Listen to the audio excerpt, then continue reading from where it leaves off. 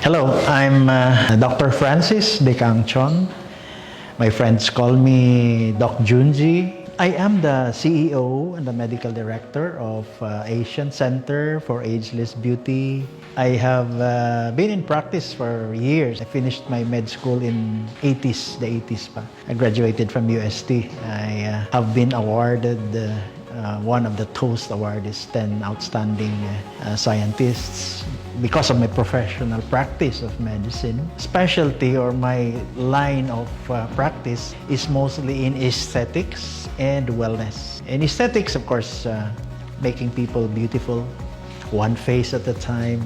And I have more interest in wellness, which really is all about keeping you healthy and enjoying life. So basically, I have been doing stem cell therapy the past 2 years. More seriously, starting 2010, 2009, 2010, when I started to learn more techniques of how to separate stem cells from fat cells. Because years before that, I would be doing a lot of liposuction and making people more fit, making people more sculpted, and giving them back their confidence, their self-esteem, and then just throw away fats. Later, as I go around doing a lot of sharing my knowledge in Asia, even in Europe, I learned that stem cell therapy was very much practiced in these countries. And therefore, I was so inspired. And at this time, they were doing a lot of fat stem cell collection and giving it back, or re-injecting it to patients. I did a lot of studies and research on this. And finally, machines that came out were very updated in a way that fat could be separated and thrown away, and the stem cells they had were very much live stem cells in SVF, or stromal vascular fraction, were being injected. This, I saw the effect. And I was so inspired doing research therapy on SVF and stem cells. This is where I enjoy doing it, and the benefits that it was giving to a lot of patients. Recently, the Philippine Statistics Authority released a list of the most causes of mortality. And this survey was done from January to June of 2021. And obviously this was part still of the pandemic. The usual diseases that would be the top cause of mortality. The first one, of course, is ischemic heart diseases. The heart is always the problem, number one problem everywhere, even in the US. The second one is, of course, the cerebrovascular diseases, the strokes and all of that. And then the third one, neoplasms, okay, tumors. And cancers, you can have that. And the fourth, diabetes. Everywhere diabetes is top 5 always, wherever. But in the Philippines, it's number 4. And this time around, the fifth is COVID, would you believe? And COVID, number 5, is identified COVID, meaning it was tested positive COVID, because number 6 is hypertension. Numbers, again, 7 is pneumonia. But pneumonias, obviously, during this 2021-2020 COVID yan, and then the next number before the 10th, to round up the 10th, is also COVID, but it was not identified, presumed to be COVID, because all symptoms pointed to COVID. So obviously, the challenges, health challenges that I mentioned, very much prevalent in the Philippines, that caused deaths. Nakakalungkot, and it's really saddening, lamentable that these are preventable. Preventable, but obviously being a third world country, unlike first world countries where they have socialized medicine and you don't spend a lot, you just go to the hospital and you get treatments for free. In the Philippines, it's not the case. We all know that. It's very expensive to get sick. When you get sick, whatever savings you have to choose the hospital whether it's a primary, secondary, or a tertiary hospital. Of course, when you have a primary or secondary hospital, you don't have all the ancillary devices that are needed to treat your problem, your health problem. And this is where the problem lies. Being a third world country, income is not as high as others. And therefore, what savings you have will just be enough for your day-to-day. When you get sick and you need to pay the hospital and you don't have money, what happens now? You cannot do anything about it. This, in fact, becomes now a problem where how can I prevent this from happening? And indeed, as I have been mentioning in my presentations, in my lectures, if you do not eat the right food as your medicine, then in the future, you will be eating medicine as your food. Meaning to say, you eat the right food, nutrition, etc., and lifestyle. But how can you enforce this to people who do not have the means to buy your right food, the right supplement? And therefore, when you get sick, it's super expensive. When it's super expensive, others cannot do anything. But for those who can afford, even if you get a very unusual, a rare disease, doesn't have a treatment available in the Philippines, they can go out of the country,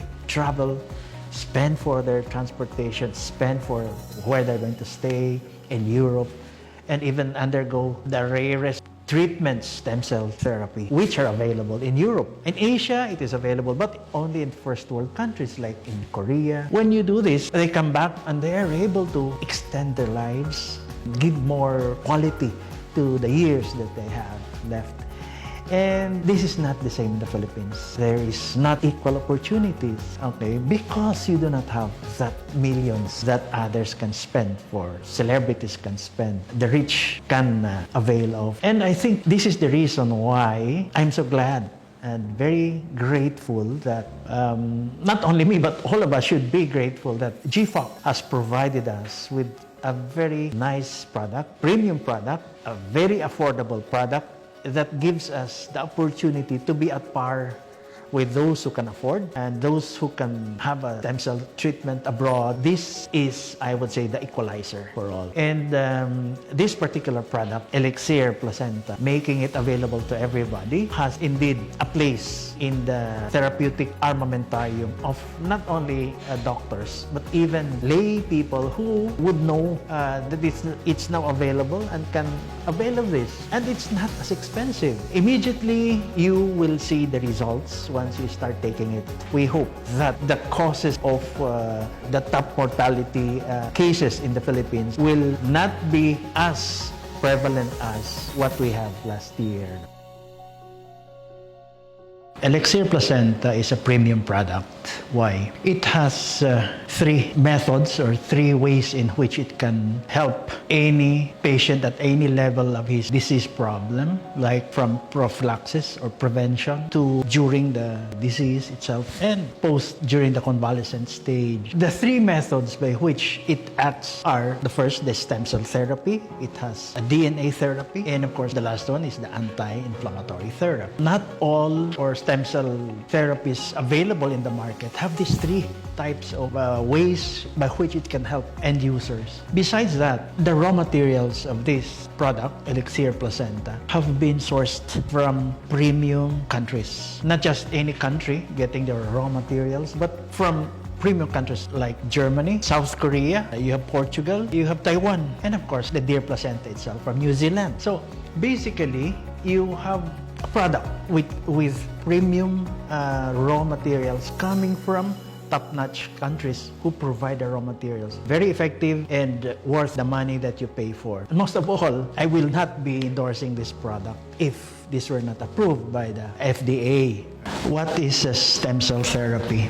Well, as we age, we start to lose stem cells. Studies show that at age 35 years old, we barely have 50% of our stem cells that we had when we were born. And at age 60 years old, the start of senior citizens, 95% of our stem cells are gone. So we are left with 5% of our stem cells. And we know for a fact that when we age and we start to lose stem cells, our capacity to heal, to repair our damaged cells become less and less. There's a saying that when you age, you lose a lot of your stem cells. When you lose a lot of your stem cells, it's more difficult for you to recover from your illnesses. Healing would be more difficult. This is it. Now the question is, then how do we get it? This is where stem cell therapy comes in. Now, having said that, stem cell therapy is a unique way of recovering these stem cells that you lost. It's a method, it's a way by which you regenerate, you repair damaged cells and introduce new, younger cells, to help you in the next years to come, and therefore increases your immune system, helps your immune system. It prolongs the life of your cells, basically, and of course, the quality of life beyond your 60 years that you lived going to your sunset years. So this is the stem cell therapy. And so comes 𝗘𝗍𝗄 placenta. Does 𝗘𝗍𝗄 placenta have the qualities or active ingredients that I have mentioned? Of course. The first most important active ingredient of 𝗘𝗍𝗄 placenta is, of course, the stem cell part. That is what we're so proud about this product, because the deer placenta, where we sourced this, coming from New Zealand, a very pristine environment to pollution-free deer placenta, have this particular stem cells that is very much similar to human placenta, which contains a lot of stem cells, of course. Having all these qualities of the human placenta, then it will give us the benefits that we expect from stem cells, including main components of polysaccharides, amino acids, and also, aside from that, it has two main components. Specifically, I'm talking about rhodiola and, of course, Angelica sinensis, giving more oxygen supply to our kidneys, liver, vital organs, and of course, Angelica sinensis, which helps in being a medium or vehicle to bring these ingredients, active ingredients, to our body and introducing it into our cells. Well, basically, the term activated is used in this particular setting where when you take 𝗘𝗍𝗄 placenta, it is packed premiumly in a very unique process by which the ingredients are or cannot be deactivated by the gastric enzymes, gastric acids, when it passes through the stomach. And to make sure that it is protected, it travels beyond the gastric mucosa and goes to the small intestine, where the capsule that insulates the active ingredients is released. And these active ingredients now are activated. And these active ingredients, the 14 premium ingredients in 𝗘𝗍𝗄 placenta, will now take effect. And positive benefits that we are expecting from these premium ingredients. DNA therapy, what you take in, what food you take in, will not change your DNA sequence. It will not. But the diet that you have will have a profound effect on how you express certain possibilities of what is encoded in your DNA. Or simply saying that anything that you take in, you eat, food or supplements that you take, will change, turn on or turn off genetic markers that will have a profound effect on the outcomes, health outcomes, which could either be even life or death. Like, for example, if you have hereditary problems, hereditary disease like diabetes, you definitely will have it if your parents have it. But the diet that you take will tell you a lot about it. It can turn on or off these genetic markers, specifically talking about sugar. You take a lot of sugar, then you get your diabetes early. You inhale or take a lot of nicotine, smoking, then you get your lung cancer.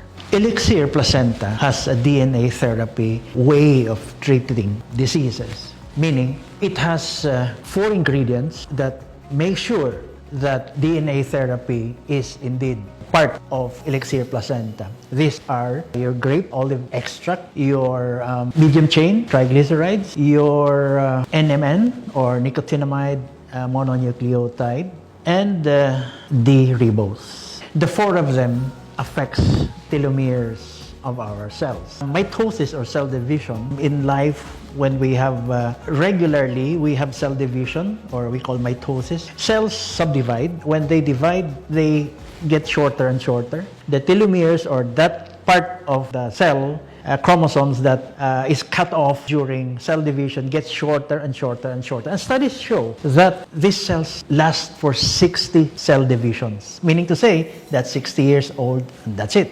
After that, you're left with less and less cells to divide. And these 4 ingredients present in elixir placenta provides telomerase, which is an enzyme that protects the telomeres from shortening. And indeed, it lengthens their life of chromosomes inside the cells, and therefore prolongs cell life and gives us more quality beyond the 60 years of our life. This is present in elixir placenta. This is the beauty of telomerase, because you don't find it in most stem cell therapy medications. And it was recently discovered by researchers that telomerase indeed helps the integrity of the cells and keeps it more durable from dividing cell division and gives it more life. And a lot of those who lived up to 90s, even to 100, who lived for 100 years. There's an island in Japan that has these centenarians, noted their telomerase, their cells were elongated, only to tell us that indeed telomerase, which is present in their Japanese diet,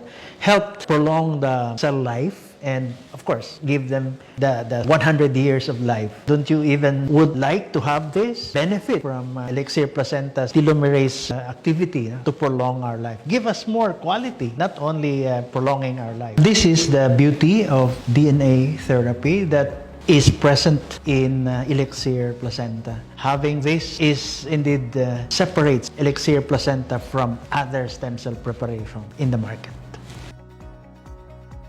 Well, anti-inflammatory therapy in elixir placenta, which is the last of the 3 therapies that you find in elixir placenta, is made sure by having 7 ingredients, very, very much helping in fighting inflammation. The basics of inflammation are 4. In Latin, we call them rubor, or redness, dolor, or pain, calor, or the heat, and tumor. The 4 principles of inflammation. When you have inflammation, you have a release of histamines, you have a release of prostaglandin, and this will cause the following 4 basic things that you look for in inflammation. But with the anti-inflammatory therapy, the 7 ingredients that is available or present active ingredients in elixir placenta, they will protect these areas to avoid causing more inflammation, less swelling, less redness, less heat, and less pain. These anti-inflammatory ingredients, active ingredients, will now block what I mentioned earlier, prostaglandins, the histamines that causes inflammation, and therefore lessen the impact of the inflammation on the patient. And furthermore, there are studies ongoing that even these 7 ingredients have been known to regress or limit the progress of cancer. And studies are being done at the moment, which could help in the control and the further metastasis of certain cancers.